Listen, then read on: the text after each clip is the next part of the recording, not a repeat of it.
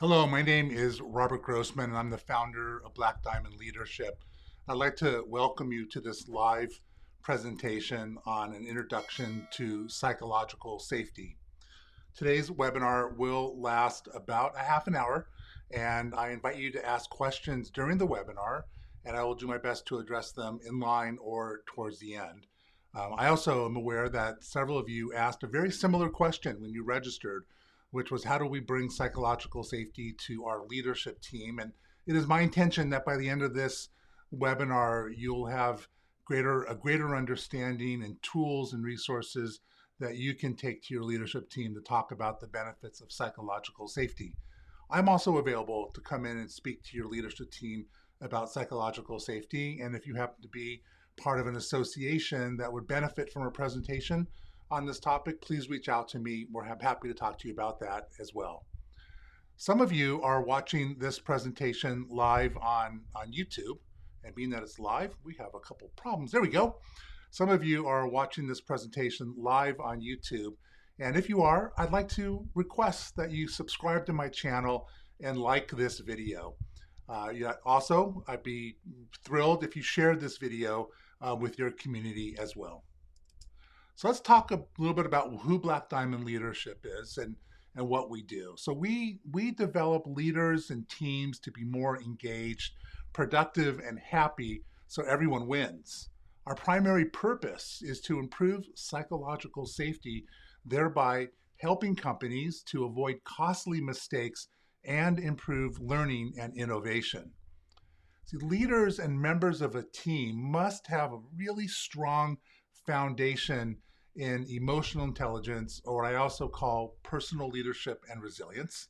They must also be very skilled in interpersonal communication and creating trust.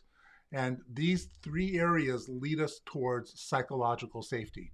Our programs and workshops and leadership coaching and talks move companies towards psychological safety by also creating accountability on organizations. What I mean by accountability, what types of behaviors lead towards psychological safety, and what kind of behaviors take away from psychological safety. So during today's webinar, I will be addressing the following three learning objectives: defining psychological safety, why psychological safety matters, and how to improve psychological safety. Let's start with a basic definition of what psychological safety is. It is a shared belief held by members of a team that it is safe for interpersonal risk-taking without fear of retribution, being humiliated, or harshly criticized. It's also important that we look at what psychological safety is not. So working in a psychologically safe environment does not mean people will always agree with one another for the sake of being nice. It also doesn't mean that people will offer unequivocal praise or unconditional support for everything that you have to say in the organization. It is about radical candor, about making it possible for productive disagreement and a free exchange of ideas. It's also about creating an environment where everyone's voice matters. And this, we know, especially with today's workforce, is vitally important that people believe that their voices matter. Amy Edmondson likes to say that psychological safety is the soil, not the seed. And I want to share something that Amy said recently. When a work environment has a reasonably high psychological safety, good things happen. Mistakes are reported quickly so that prompt corrective actions can be taken. Seamless coordination across groups or departments is enabled, and potentially game-changing ideas for innovation are shared. In short, psychological safety is a crucial source of value creation in organizations operating in a complex, changing environment. So why does it matter? What's so important about psychological safety? Well, in a psychologically safe workplace, people are they're not hindered by interpersonal fear. They feel willing and able to take those interpersonal risks of candor. They actually fear holding back their full participation more than they actually fear sharing a sensitive, threatening, or even wrong ideas. So, psychologically safe organizations is one in which interpersonal fear is minimized so that team and organizational performance can be maximized in a knowledge intensive world. Gallup did a study of the US workforce a couple of years ago, and what they found was that 3 in 10 people agreed with the statement that their opinions count at work. Well, this clearly means that 7 in 10 disagree with that, and I would assert are less engaged at work. Gallup did realize, or they further extrapolated, that if we could just move that ratio from 3 in 10 to 6 in 10, companies could realize a 27% reduction in turnover, a 42% lower absenteeism rate, a 40% reduction in safety incidences, a 17% increase in productivity, and a 21% increase in profitability. See, we live in a VUCA world now, and VUCA stands for volatile, uncertain, complex, and ambiguous. We all know that we live in a VUCA world coming out of COVID and what COVID did to our entire work environment, let alone our society. So there's also another challenge, and that innovation is moving faster than our capacity as human beings to take advantage of it. So there's this gap, and we believe that psychological safety fills that gap. See, employees today at all levels are spending 50% more time collaborating than they did just 20 years ago. It used to be you went to work, you did your job. If you're on the floor, you pulled the lever, whatever you did, you didn't really talk to other people, you didn't innovate, you didn't bring up ideas of how to improve the processes, you just did your job. Well, those days are gone. And in fact, today we're all knowledge workers. And growth is driven by ideas and ingenuity of people on the team. People must bring their brains to work and collaborate with each other to solve problems and accomplish work that is perpetually changing. For knowledge work to flourish, the workplace must be one in which people feel able to share their knowledge. Google recently did a study of 180 teams, and this project that they led was called Aristotle. And they concluded that it wasn't enough just to have A players. What they did find is that the human need that team players need is called psychological safety. And Google found it to be the #1 predictor for team effectiveness. So what they discovered was that even extremely smart, high-powered employees at Google needed psychologically safe work environments to contribute to the talents that they had to offer. They found other factors, of course, that helped explain team performance, like very clear goals and dependable colleagues, and that work was personally meaningful and that people believed that their work had an impact. So what we're really looking at doing is how do we erase fear from organizations? So again, in a psychologically safe workplace, people are not hindered by interpersonal fear, right? They feel willing to take the risks of candor in order to move things forward. I want to share a couple of case studies about where psychological safety wasn't present that led to disasters. But first, we want to talk about a culture of silence, or a Cassandra culture. So a Cassandra culture is an environment in which speaking up is belittled and warnings go unheeded. Okay, speaking up is belittled and warnings go unheeded. Think about the space shuttle disaster when engineers reported that there might be a problem with the O-rings, which led to the explosion, but their warnings went unheeded. So the Cassandra effect is especially relevant when speaking up when speaking up draws attention to unpleasant outcomes, as was the case for Cassandra in her predictions of war. It's easy for others to not listen or believe. So a culture of silence is thus not only one that inhibits speaking up, but one in which people fail to listen thoughtfully to those who do speak up, especially when they're bringing unpleasant news. And we could probably think of a few other companies out there right now where there was a fear to speak up, especially when there is unpleasant news. And companies such as Wells Fargo comes to mind, Volkswagen, Nokia, and others. We also look at what we call invisible silence. And one of the most important things to keep in mind is wherever you work is that the failure for an employee or team member to speak up in a crucial moment cannot be seen, right? This is true whether the employee is on the front line of customer service on the shop floor or sitting next to you at the executive boardroom. Because not offering ideas is an invisible act, it's hard to engage in real-time course correction.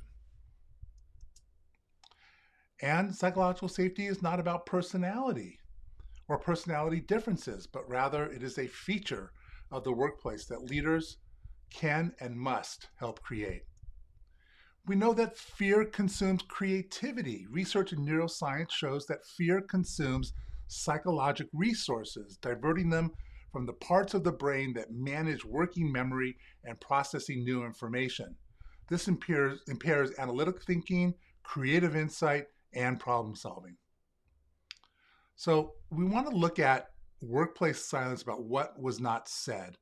And there's a case study in 1977, two jumbo jets collided on a runway and 583 people were killed. Now, this takes place at a very small airport, and it involves a Lufthansa plane and a Pan Am plane. And the small airport had more planes than usual, and it was fogged in. Well, the Lufthansa plane was lined up for takeoff, and the captain started to roll when the first officer said, "Wait, we don't have clearance." Now, it's important to note that this captain was the captain of captains, right? He was the captain that certified other 747 pilots. He was their poster captain, right? He was a big deal at Lufthansa. So he said, "Yeah, you're right, get clearance." So the first officer radioed the air traffic controllers. Air traffic controllers said, "Do not take off, but after you take off, follow this course heading." And at that moment, the captain said, "We're going," and he pushed the throttles forward. The first officer and the engineer were silent. As the plane barreled down the runway, picking up speed, it became clear that the Pan Am jet was across the runway, but it was too late. They tried to rotate the plane, but they didn't have enough speed, and the plane stalled and they collided, again, killing everybody on board. So even though the first officer and engineer knew that their lives were at risk, the workplace silence or the fear of speaking up even overpowered that. So another one is called unconscious calculators. The tiny newborn twins seemed healthy enough, but their early age at only 27 weeks gestation meant that they were at high risk for having lung issues. Well, fortunately, the babies were in the hands of a nurse practitioner in the neonatal unit at this urban hospital. And the nurse was taking care of these infants when the doctor, the neonatologist, walked up to the babies, looked at the charts, and turned around to walk away. Christina, the nurse, realized that the doctor did not prescribe a medication, a new protocol for young babies to help their lungs develop. She didn't question it for a couple of reasons, one of which was that it was still a judgment call by the doctors. But more importantly, when the doctor turned around, she thought to herself, the doctor knows best. Later, in an interview, Christina reported that she saw this doctor berate other nurses for challenging his orders, so she decided in the moment to not say anything. So what we call this is an unconscious calculator. In hesitating, then choosing not to speak up, Christina was making a quick micro assessment, not entirely conscious. Risk calculation, the kind of micro assessment that most of us make numerous times a day. Most likely, she was not even aware that she had weighed the risks of being belittled or berated against the risk that the babies might in fact need the medication to thrive. She told herself the doctor knew better than she did, and she was not confident that he would welcome her input. So inadvertently, what she had done is something that psychologists call discounting the future, or underweighing the more important issues of the patient's health today which would take some time to play out, overweighing of the importance of the doctor's possible response, which would happen immediately. In the end, the babies were fine. So they got the care that they needed. But this is a really important aspect of psychological safety. So a big part of it, again, is danger of silence. People see something unsafe or wrong and they fear reporting it. People feel bullied or intimidated by someone, but they don't report it. Fear of speaking up can be hazardous to human health. This can lead to widespread frustrations, anxiety, depression, and even physical harm. So now we want to look at innovation. How does psychological safety improve innovation? Well, number one, to embrace change. People need to feel safe to take risks and challenge the status quo. Here's an example of what happens without psychological safety and how a lack of psychological safety can crush innovation. When you look at leadership, they are controlling, top down, and toxic in a not psychologically safe environment. Employees tend to comply, hide mistakes, and maintain their reputation, and innovation is stifled by the need to preserve the status quo. With psychological safety, leaders are inquiring, bottom up, mission driven. Team members challenge ideas. They learn from their mistakes and they also serve the mission. And innovation, everyone's encouraged to try new things and see how we can innovate new ideas. So envisioning the psychologically safe work environment really comes down to knowing, understanding that remaining silent due to the fear of interpersonal risks can make the difference between life and death, right? We learned that airplanes have crashed, financial institutions have fallen, and hospital patients have died unnecessarily because individuals were, for reasons having to do with the climate in which they worked, afraid to speak up. This fear has also led to disgruntled employees, workplace violence, and even extreme measures such as depression and taking one's life. This is why psychological safety is directly tied to total worker health. But we know that it doesn't need to happen this way. So had Christina, the neonatal nurse, worked in a hospital where she felt psychologically safe, she would not have hesitated to ask the neonatologist whether or not he thought that treating the newborns with a new medication was warranted. Here, too, she might not have even been aware of making a conscious decision to speak up. It was simply seemed natural for her to check. She would have taken for granted that her voice was appreciated, even if what she said didn't lead to the change in patients' care. In a climate characterized by psychological safety, which blends trust and respect, the neonatologist might have quickly agreed with Christina and called the pharmacy to put in an order. Or he might have explained why he thought it wasn't warranted in this case. Either way, the unit would be better off as the result. The patient would have received life-changing medication, or the team would have learned more about the subtleties of neonatal medicine. Before leaving the room, the doctor might even thank Christina for her intervention. He'd be glad that he could rely on her to speak up in cases where he might have slipped up or forgot something because he was distracted. So where do we begin this journey of creating psychological safety? Well, you're starting it right now by being on this webinar.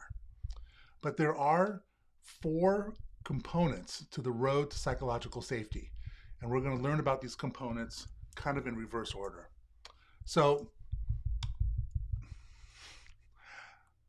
scratch that. We're going to learn about them in the proper order.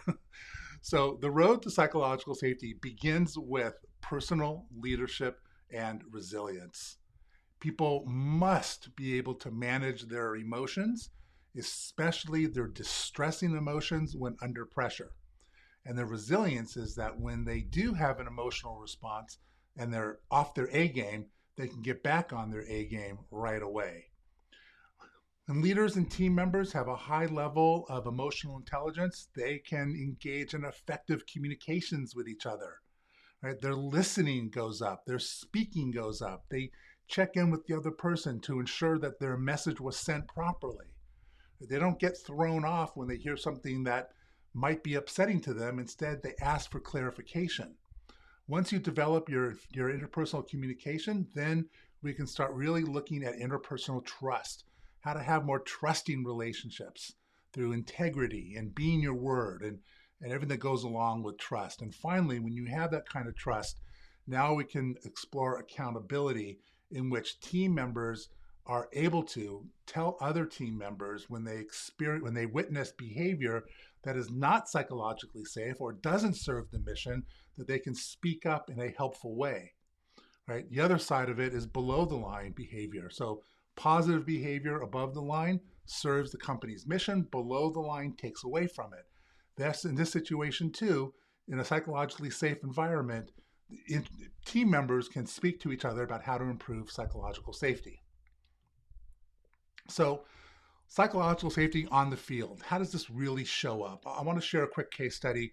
I'm working with a leadership team at a very large pharmaceutical company, and recently in a coaching call, one of the leaders shared with me when he was giving a presentation to his team, he misspelled a couple of words on the presentation. And in the middle of the presentation, one of the employees that reports to him raised their hand and pointed out the mistake. So he shared with me that before going through this training and development work, he would have responded in a snarky, kind of mean way. He would have belittled the person and made some ridiculous excuse for why the words were misspelled. And that, of course, would have led to a lack of psychological safety. But instead, he recognized that he was having an emotional response to it, and he chose in the moment to respond differently, and instead thanked the team member for her observation and thanked her for pointing it out to him so that he could correct it for next time. He then followed up and said, that's a great example of where I used emotional intelligence to manage my response, and at the same time, I increased psychological safety on my team. So next is, how do we measure team cohesion or team psychological safety? And we're going to talk about the assessment that I mentioned earlier in the presentation. What the assessment allows us to do is understand where a team is today. What is the level of psychological safety? And then we're able to draw a map to how to reach and improve a higher degree of psychological safety via different interventions, workshops, coaching, whatever is entailed, whatever is required to improve psychological safety on a team. The SCAN measures psychological safety on 4 axes. Number 1, willingness to help. This is the degree to which people are willing to help each other. The attitude towards risk and failure. This is the degree to which it is permissible to make mistakes on a team. Inclusion and diversity, which is the degree that you can be yourself and are welcomed for being who you are. Notice that we didn't say diversity and inclusion, because we believe that you must have inclusion first before you can have diversity of thought and participation. And finally, the willingness to help, the degree to which people are willing to help each other while at work. So when we take the SCAN, we get a very simple report, and I'm going to show you just a couple of pages from the report. So what you're seeing right now is the overall level of psychological safety on this particular team. And the score is relatively low. It's 65 out of 100.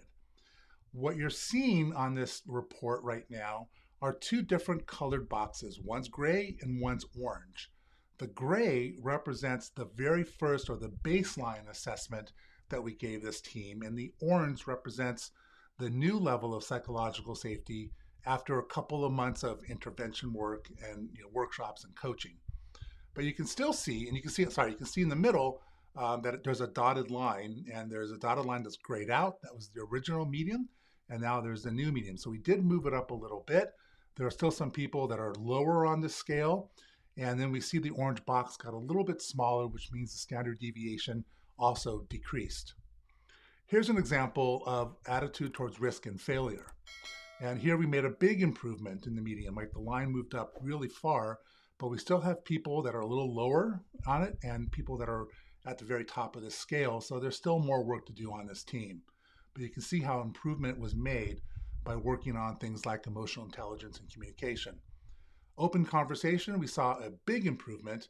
However, there's still one or two members of this team that probably need some individual coaching in order to catch up with the rest of the team. So this is the assessment platform that we use. This is an example of the report that we use. We'll do a debrief on this report and then suggest an intervention to improve it.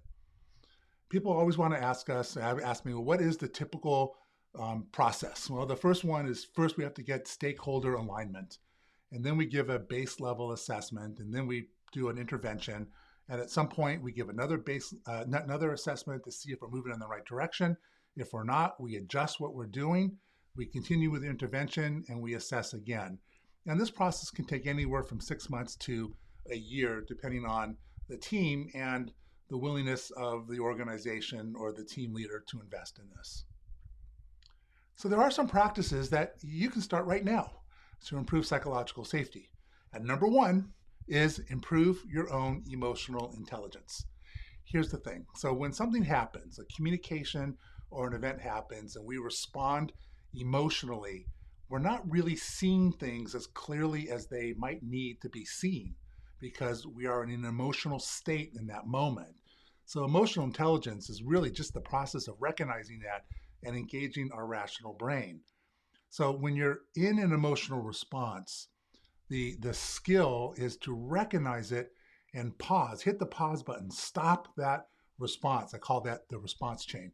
Stop that response and choose a different way, a different outcome, a different way of behaving. You should avoid blame and criticism in front of others. Calling people out in front of their peers can lead to a lack of psychological safety, and it might be a conversation that should happen in private. And then you also need to develop your own interpersonal dialogue skills to engage in such conversations. And that leads to building interpersonal trust with people. And building trust, there's a lot of dimensions to building interpersonal trust, but a big part of it is being your word. And then we mentioned earlier about being accountable for above the line behavior and below the line behavior. But first, you need to be accountable to your own behavior. Another way of saying this is you see something, you own what you see, you solve it, and then you do it, you fix it. Learning how to engage in coaching conversations is an incredible skill to build a better team, trust, and psychological safety. Coaching conversations differ than normal conversations because in the coaching conversation, your commitment really is to the betterment of the other person. You're asking more questions. It's a constant process of developing other people by helping them find reasons why they were not as successful as they could be and what they want to do about it. Embracing ideas from everyone. This doesn't mean you have to act on ideas from everyone, but if you shut people down from sharing an idea, they're less likely to contribute an idea later on. And they may come up with a game-changing idea later on that they don't share because their manager shut them down in the past. Psychological safety really applies towards the manager and the team members. Earlier on in the presentation, I said, psychological safety doesn't mean that people are going to be nice for the sake of being nice.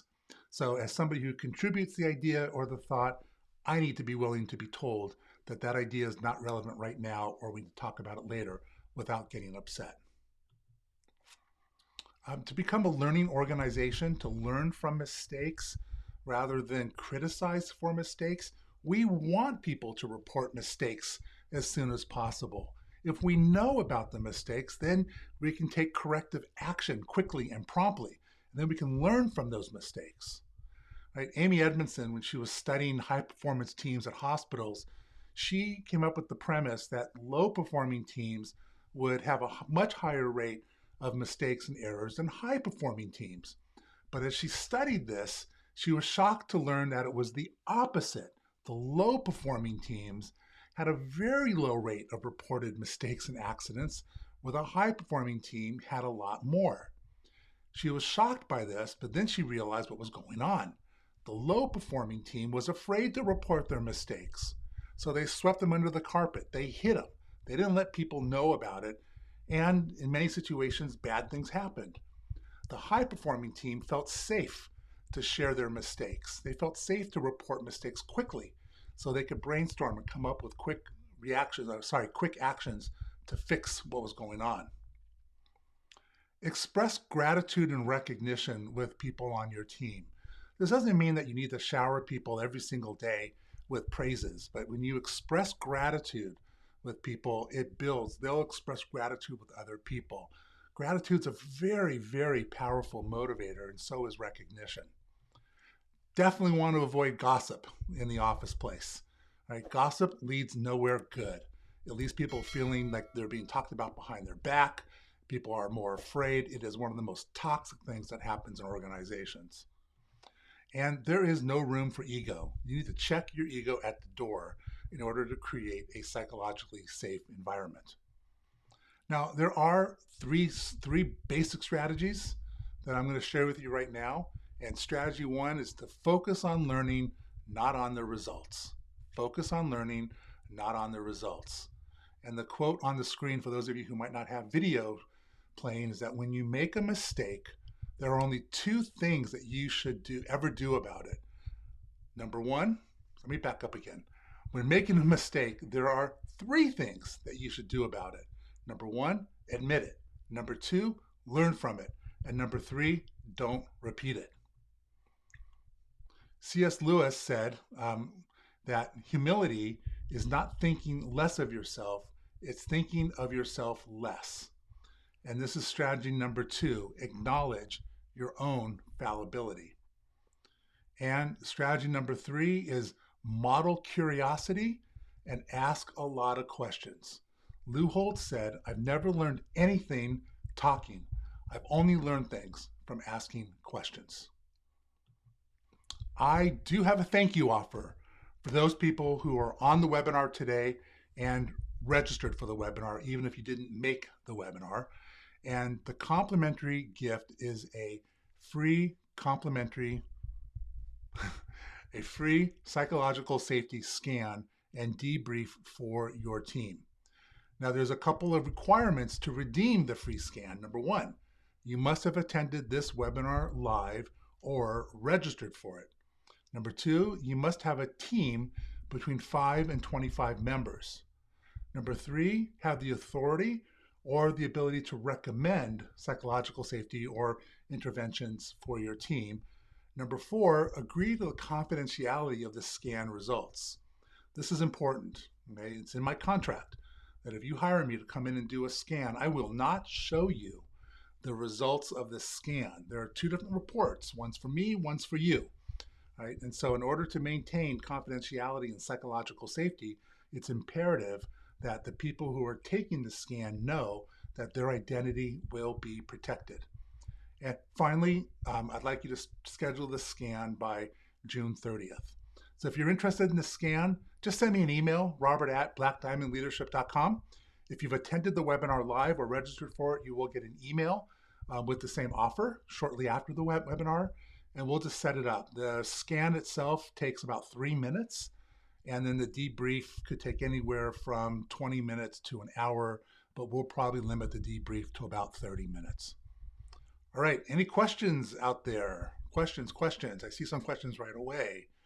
Let me see though. The first question is, that's a good question, because people are attending this webinar from around the world. If I'm not in your area, can you still help us? And the answer is absolutely yes.